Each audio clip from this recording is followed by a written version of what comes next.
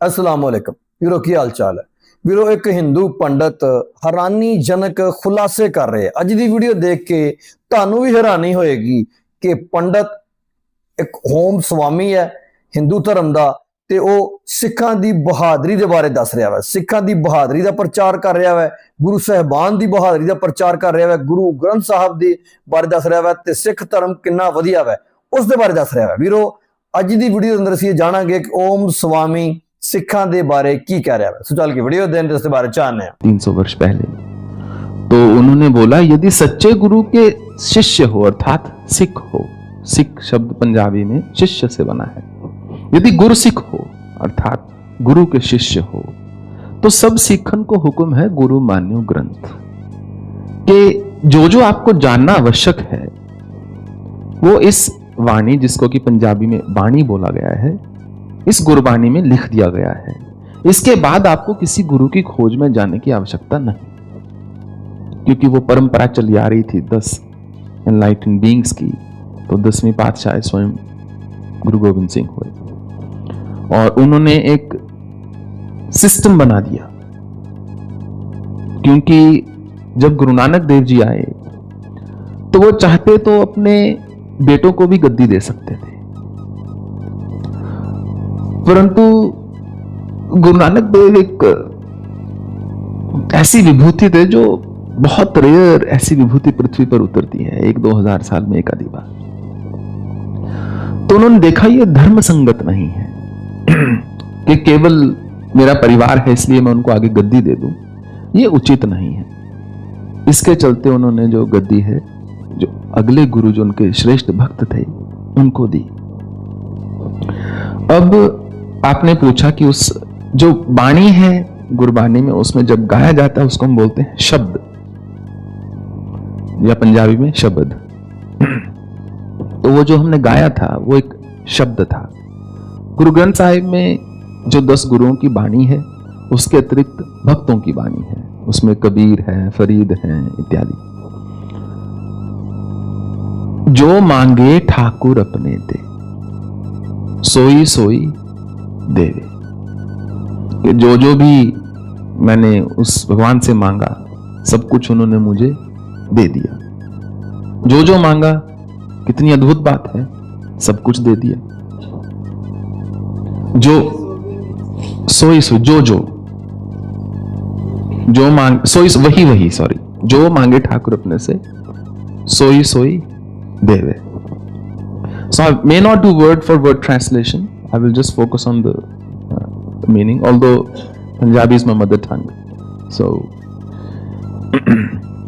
जो मांगे ठाकुर अपने ते सोई सोई दे, जो मांगा वही वही दे दिया।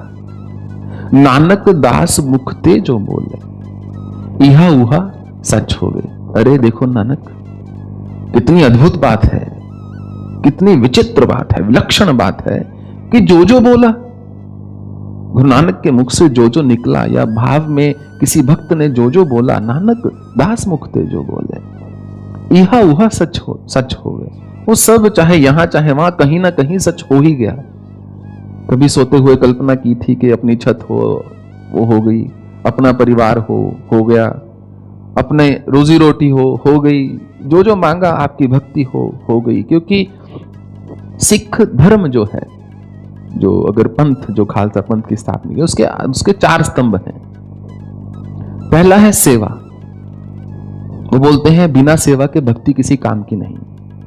हम अपना नाम जपते रहे परंतु समाज की सेवा ना हो पाए तो ये किसी में इसका कोई लाभ नहीं हो रहा। ये तो एक स्वयं की आत्मपुष्टि करने वाली बात होगी। आपको पूरे विश्व में कहीं भी कोई सिख भिखारी नहीं मिलेगा, पुरुषार्थ में विश्वास रखते हैं। किसी गुरुद्वारे में गंदगी नहीं मिलेगी और हर गुरुद्वारा हर एक के लिए खुला हुआ है। कोई भी व्यक्ति जा सकता है, माथा टेक सकता है। हर गुरुद्वारे में प्रसाद दिया जाता है, लंगर दिया जाता है, जो वहां पर भक्तजन ही इकट्ठा होकर बनाते हैं। बल्कि गुरुद्वारा ऐसी जगह है, आप जाएंगे आपको विश्वास नहीं होगा, भारत देश में इतने साफ होते हैं।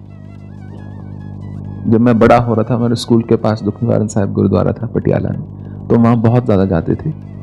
हालांकि हमारा मूल जाने का कारण होता था वहां कड़ाह प्रसाद खाना है, जिसको पंजाब में छकना है, प्रसाद छकना है।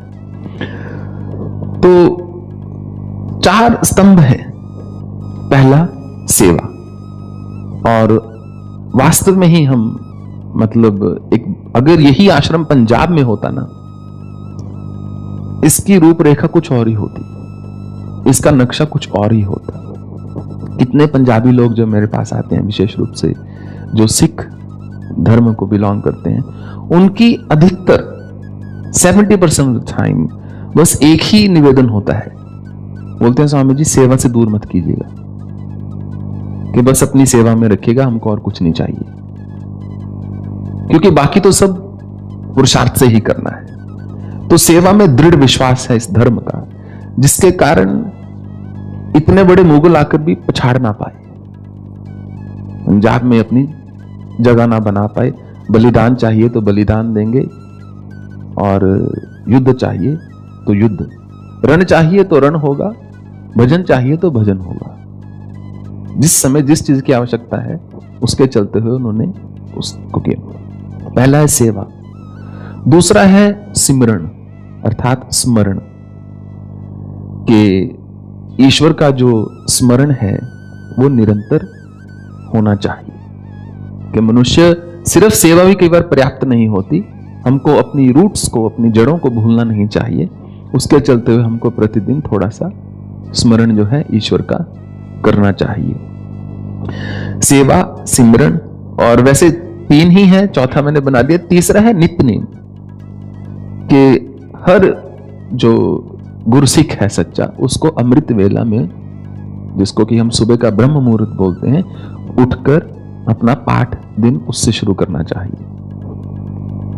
वैसे ये 2A 2B हो गया, पर मैंने 2nd 3rd कर दिया। एंड 4th इज हुक्म, के कहते सोचे सोचना होइए जे सोचे लाख बार। इंसान तो लाखों चीजें सोचता है, लाखों बार सोचता है, सोचने से ना चीजें पूरी होने लगी, फिर तो पृथ्वी कब की नष्ट होली होती। तो हुक्म नाम की भी एक चीज है, कि जो वो निरंकार है। गुरु नानक देव की खोज थी कि ईश्वर निरंकार है, अर्थात निराकार है, क्यों सबके भीतर बसता है, निराकार है। यदि आप गुरु ग्रंथ साहिब पढ़ेंगे तो आप देखेंगे उसमें इतना अधिक द्वैत की भक्ति भी है, अद्वैत की भक्ति भी है। इतना अधिक राम, कृष्ण, ठाकुर, हरि, शिव का नाम आता है, और अद्वैत की भक्ति भी है, कि फॉर्म भी है, नहीं भी है। परंतु गुरु नानक देव जब नदी में उतर गए थे और जब वापिस आए कुछ दिनों के बाद, जब वो निकले, सबने सोचा कि कहां गए। वो बहुत प्रिय थे, सब उनसे बहुत प्रेम करते थे बाबा जी। तो सबने कहा, अरे हमारे दिल के टुकड़े थे नानक, हमारी जान थे, जिनके चरणों को देखकर हम अपना दिन बिताते थे, दिन आरंभ करते। कहां चले गए गुरु नानक, कहां चले गए ऐसे गुरु नानक। जब गुरु नानक देव निकले नदी से बाहर, तो उन्होंने बोला, मुझे प्राप्ति हो गई है, मैं ईश्वर के दरवाजे से होकर आ रहा हूं, मैंने ईश्वर को देख लिया है। तो एक ओंकार सतनाम, एक ही है, वो प्रणव है, ओंकार है। तो ये उनके पहले मुखारविंद से निकले हुए वचन थे। तो हुक्म उन्होंने बोला बहुत बड़ी चीज होती है, जिसको कि हम भाग्य बोल सकते हैं, या परंतु सिख धर्म में हुक्म ले लिया गया कि जो गुरु का हुक्म हो गया।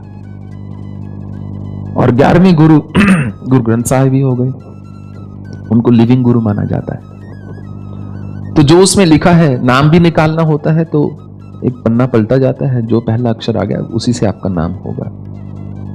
जन्म भी है तो उसी गुरु ग्रंथ साहिब की बानी में से पढ़ा जाएगा। अनंत का वो जो विवाह है, अनंत कार्य, वो भी उसी में से होगा, मृत्यु का भी उसी में से है। उन्होंने बोले, जब गुरु ने बोल ही दिया तो फिर रह ही क्या गया, तो उसके अतिरिक्त कुछ और ना रहा। तो नानक दास मुख थे जो बोले, यह उहा सच हो गई। कि कमाल हो गई। मैंने तो ना जाने अपने बालकपन में क्या क्या इच्छाएं व्यक्त कर दी, वो ईश्वर इतना दयाल, उसने सब इच्छाएं मेरी पूरी कर दी। चतुर दिशा की नो बल अपना, सिर ऊपर कर तारे। चारों दिशाओं में उन्होंने अपने बल को प्रकाशित कर दिया है, और मेरे सर के ऊपर अपना वरद हस्त रख दिया है। ऐसे वो कृपालु हैं कि चारों ओर देखता हूं, दसों दिशाओं में, चतुर्दिशा अर्थात चारों दिशाओं में देखता हूं तो केवल वही वही है और कोई है ही नहीं। और जो सर्वत्र है, जो चहुं दिशाओं में आ चुका है, दसों दिशाओं में है, जब उसी ने मेरे सर पे हाथ रख दिया, अब मुझे किस बात का भय। चतुर्दिशा कीनो बल अपना, सिर ऊपर कर तारे, कृपा कटाक्ष अवलोकन कीनो, दास का दुख बिदारे। कृपा शब्द जो है संस्कृत का, उसको पंजाबी में कृपा बोला जाता है। तो अर्जुन ने बोला था भगवान से कि मैं कृपन्न भाव में हो गया हूं, इसलिए मुझे कुछ समझ नहीं आ रहा। कृपन्न अर्थात मैं मूढ़ हो चुका हूं, मुझे अज्ञानता आ चुकी है। पृच्छामि त्वाम धर्म समूढ़ चेता, मैं मूढ़ हूं इसलिए आपसे पूछ रहा हूं। कार्पण्य दोषोपत स्वा पृच्छामि त्वाम धर्म समूढ़, मुझे कार्पण्यता का दोष लग गया है। तो सिख धर्म में 5 क में से एक क है कृपाण, जिसको पंजाबी में कृपाण। तो कृपन्नता को जो काटती है मनुष्य के, वो कृपाण है। और गुरु गोविंद सिंह ने बोला कि ये कलयुग है, हर बार बात से बात नहीं होगी, कई बार वार से ही बात होगी। तो यदि सच्चे गुरु के सिख हो तो कृपाण अपने पास रखना, कड़ा, कृपाण, केश इत्यादि। तो जो कृपा का पात्र है और जो कृपाण रखता है वो गुरुसिख हो गया। वो तो कृपा कटाक्ष अर्थात मर्सीफुल ग्लैंस, आपकी कृपा भरी दृष्टि ऐसी हुई, कृपा कटाक्ष अवलोकन कीनो, दास का दुख बिदार्यो। मुझ जैसे दास का सारा दुख आपने नष्ट कर दिया, सारा दुख संभाल लिया, सारा दुख अपने ऊपर ले लिया, सारा दुख जो है खत्म कर दिया। इतनी आपने मुझ पर कृपा की। कृपा कटाक्ष अवलोकन कीनो, दास का दुख बिदार्यो। फिर है हरजन राखे गुरु गोविंद, राखे गुरु गोविंद के हरि के जो जन हैं, जो ईश्वर के भक्त हैं, वो तो मेरे गोविंद समान, या तो गोविंद साक्षात इष्ट, या मेरे गुरु जो स्वयं गोविंद है, राखे गुरु गोविंद, कि वही उनका ध्यान रख सकते हैं। मनुष्य का ध्यान ज्यादा नहीं रख सकता। बलवान ही कमजोर को आश्रय दे सकता है, कमजोर को क्या आश्रय देगा। वो तो अगर जंगल में शेर आ जाए, 2 कमजोर व्यक्ति हों, किसी के पास शस्त्र ना हो, अस्त्र ना हो, वो दूसरे को ये नहीं बोलेगा तुम रुको मैं तुम्हें बचाता हूं, वो सबसे पहले खुद पेड़ पर चढ़ेगा। तो बलवान ही कमजोर को बचा सकता है, और जिसको प्रकृति बल देती है उसका यह धर्म बनता है कि वो जो क्षीण है उसको आश्रय दे। उसी से प्रकृति आगे चल रही है, उसी से हम बोलते हैं आश्रम जो है आश्रय का स्थान है। हरजन राखे गुरु गोविंद, राखे गुरु गोविंद, कंठ लाए अवगुण सब मेटे, दयाल पुरुष बख्शिंद। ऐसे इतने दयाल हैं वो दयाल पुरुष, परम पुरुष जो हैं, पुरुषोत्तम हैं, जो निरंकार हैं, जो ईश्वर हैं, जो मेरे गुरु हैं, इतने दयाल हैं। कंठ लाए अवगुण सब मेटे, मुझ नीच को उन्होंने उठाकर मेरे सारे अवगुण दूर कर दिए, मुझे एम्ब्रेस कर लिया, मुझे अपने हृदय से लगा लिया, मुझे अपने कंठ से लगा लिया। कंठ लाए अवगुण सब मेटे, दयाल पुरुष बख्शिंद, क्योंकि वो दयाल पुरुष हैं, कृपा करना उनका स्वभाव है, दया करना, करुणा दिखाना उनका स्वभाव है। तो उसके बाद जो मांगे ठाकुर अपने दे। और सबसे सुंदर बात जानते क्या है, इसमें तो आप देखिए 6 लाइनें हैं, जबकि गुरु ग्रंथ साहब के इतने पन्ने हैं। सब तो वड्डी हैरानीजनक गल यह है कि वो हिंदू पंडित है, पर सिखां दे बारे दस रहा कि सिखां दी बहादरी, किस तरह उन्होंने मुगलों दी जुल्म सितम जबर दा मुकाबला किया, किस तरह उन्होंने वीरो हिंदू धर्म वास्ते गुरु साहबान डट गए, किस तरह उन्होंने कुर्बानियां दी।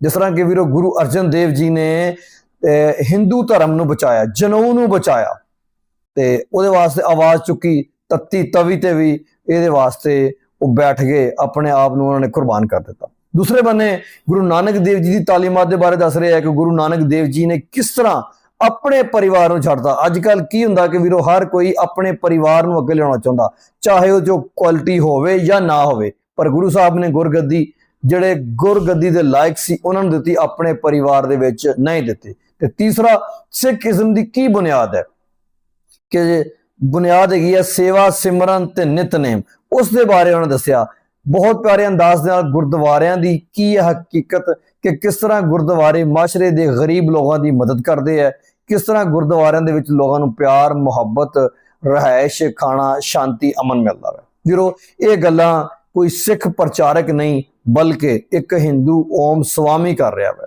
ਵੀਰੋ ਇਹ ਸਭ ਤੋਂ ਹੈਰਾਨੀਜਨਕ ਗੱਲ ਹੈ ਕਿ ਇੱਕ ਓਮ ਸਵਾਮੀ ਸਿੱਖੀ ਦਾ ਪ੍ਰਚਾਰ ਕਰ ਰਿਹਾ ਹੈ, ਸਿੱਖੀ ਦੇ ਬਾਰੇ ਲੋਕਾਂ ਨੂੰ ਦੱਸ ਰਿਹਾ। ਤੇ ਵੀਰੋ ਹੋਣਾ ਵੀ ਇੰਜ ਚਾਹੀਦਾ ਹੈ, ਜਿਹੜੀ ਚੰਗੀ ਚੀਜ਼ ਹੈ ਉਹ ਕਿਸੇ ਦੇ ਵਿੱਚ ਵੀ ਹੈ, ਕਿਸੇ ਦਾ ਵੀ ਧਰਮ ਹੈ ਵੀਰੋ, ਜਿਹੜਾ ਅੱਛੀ ਚੀਜ਼ ਹੈ ਉਹਨੂੰ ਫੈਲਾਉਣਾ ਚਾਹੀਦਾ, ਉਹ ਗੱਲ ਲੋਕਾਂ ਨੂੰ ਦੱਸਣੀ ਚਾਹੀਦੀ ਹੈ। ਇਹ ਨਹੀਂ ਦੇਖਣਾ ਚਾਹੀਦਾ ਕਿ ਦੂਸਰੇ ਧਰਮ ਦੀ ਹੈ ਤੇ ਉਹਦੀ ਮੁਖਾਲਫਤ ਕਰੀਏ, ਜਿਸ ਤਰ੍ਹਾਂ ਕਿ ਜ਼ਿਆਦਾਤਰ ਪ੍ਰਚਾਰਕ ਕਰਦੇ ਕਿ ਦੂਸਰੇ ਧਰਮ ਨੂੰ ਹਮੇਸ਼ਾ ਹੀ ਵੀਰੋ ਦੂਸਰੇ ਧਰਮਾਂ 'ਚ ਕੀੜੇ ਕੱਢਦੇ ਆ, ਖਾਮੀਆਂ ਕੱਢਦੇ ਆ, ਇਸ ਕਰਕੇ ਵੀਰੋ ਹਮੇਸ਼ਾ ਹੀ ਨਫ਼ਰਤ ਫੈਲਦੀ ਹੈ। ਅਗਰ ਓਮ ਸਵਾਮੀ ਤਰ੍ਹਾਂ ਸਾਰੇ ਧਰਮ ਦੂਸਰੇ ਧਰਮਾਂ ਦਾ ਸਤਿਕਾਰ ਕਰਨ, सम्मान ਦੇਣ ਤੇ ਮੁਹੱਬਤ ਫੈਲੇਗੀ, ਨਫ਼ਰਤ ਜਿਹੜੀ ਹੈ ਉਹ ਖਤਮ ਹੋ ਜਾਏਗੀ। ਬਾਕੀ ਵੀਰੋ ਤੁਹਾਨੂੰ ਕਿਸ ਤਰ੍ਹਾਂ ਲੱਗੀ ਇਹ ਵੀਡੀਓ ਕਮੈਂਟ ਕਰਕੇ ਆਪਣੀ ਕੀਮਤੀ ਰਾਏ ਦਾ ਹਾਲ ਲਾਜ਼ਮੀ ਕਰਨਾ। ਆਪਾਂ ਢੇਰ ਸਾਰਾ ਖਿਆਲ ਰੱਖਣਾ, ਯਾਦ ਰੱਖਣਾ।